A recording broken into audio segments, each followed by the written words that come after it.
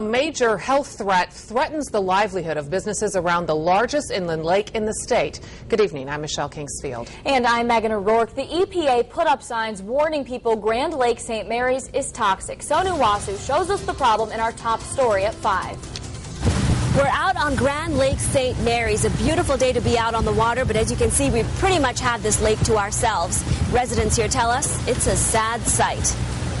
We saw less than a handful of boats out on what's supposed to be the busiest boating holiday of the summer.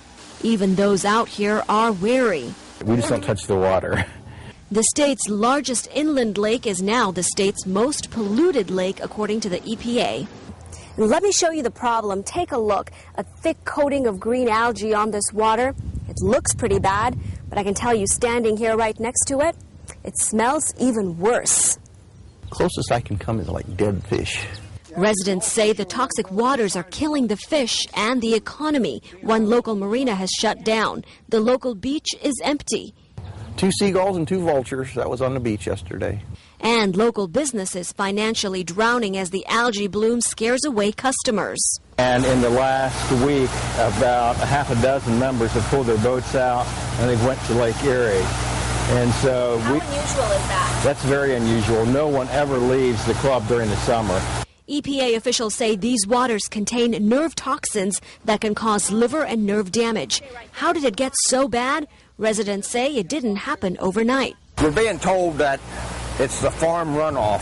Runoff that's been building for decades. And if you think this looks bad, residents say you should have seen it a couple weeks ago. It looked like a thick carpet of blue fuzz over the lake.